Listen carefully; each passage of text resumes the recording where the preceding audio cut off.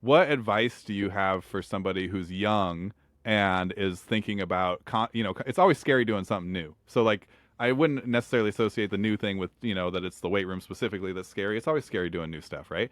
But what would you tell, a young lifter if you could go talk to the young Danny Myers Glenn and give her some advice? Like, what would you tell her about getting started in the weight room? I would tell her to find a friend and go take a friend. And it becomes Oh, like you and a friend doing this together. Because it's easier to do something when you have someone near you that you trust. Because if you fail and you look stupid in front of someone that like really loves you and like really supports you, like it doesn't matter. You kind of right, fail together and you're like, all right, well, we did it. And you really only need that person with you for maybe like the first 3 months. And then you're confident enough to do it on your own. That's kind of like how I got back into the gym, is like having my husband with me like really helped me like not feel so out of place.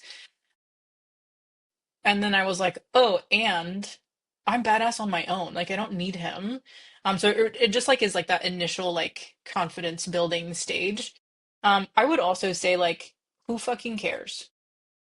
At the end of the day, like you're gonna live your life based on what other people think about you, when maybe in 3 years you're never going to see that person. I can't tell you the amount of people in high school that I no longer talk to, that I was afraid of what they thought of me, that I wish I would have powerlifted for all 4 years of high school, because maybe I could have competed at Worlds by now. Um, and I think a lot of it was I was so afraid of what I thought people would think of me, of like this fat girl who, thinks that she's something or someone because she's in the weight room, or squatting or whatever. Fuck you, I am someone. Right? Like I made a name for myself. Like I did it. um no matter what anybody thought about me or whatever box someone tried to put me in. And I want to throw away the idea of um strength and femininity not existing together, because they don't cancel each other out. It's not like you're strong and then all of a sudden all of your feminine qualities go away. Because like being feminine is not hair and makeup, it's not jewelry, it's not pink. Femininity is being soft and caring. It's like compassion, it is empathy, it's kindness, things like that. It is what makes you feminine.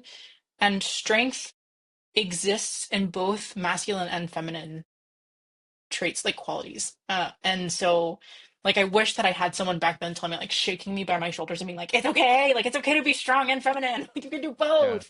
I was just gonna say that it is like the strength that I get from powerlifting, like the physical strength, fuels like the emotional and like the mental strength that I have. And I want all girls to experience that and feel that and understand like what a tool it can be to build like the future of like how you live your life and how you present yourself, how you go into like interviews and into colleges and going to give speeches, like things like that. Like it is just so powerful. And I wish that someone would have told me that back then. Like, hey, you're gonna feel this way, and in 12 years you're gonna feel this way. So I want all girls to feel that now.